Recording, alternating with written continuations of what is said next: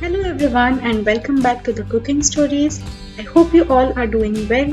Today let's see the recipe of homemade Oreo ice cream. To make this delicious ice cream at home you will need 350 grams of Oreo packs. Take the Oreo packs and crush them using a rolling pin like this. You can also use the pulse mode of a mixer grinder for this, but I think this way is much easier.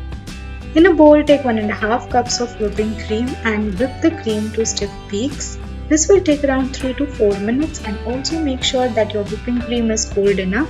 Scrape the sides using a spatula and then whip once again.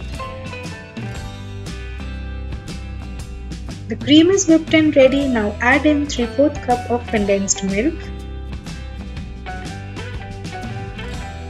1 cup of milk. Whip all the ingredients until well combined. Make sure everything is well mixed. Now add in the crushed Oreo.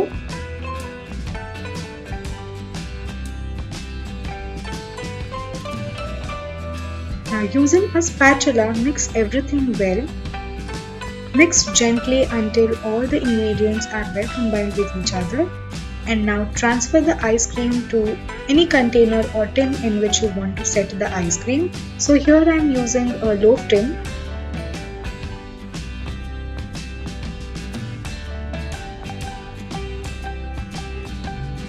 Now add some more crushed Oreo on top.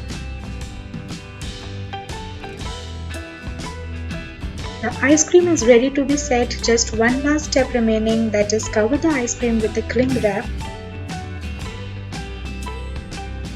And after covering it well with a cling wrap, set the ice cream in your freezer for about 10 to 12 hours or until well set.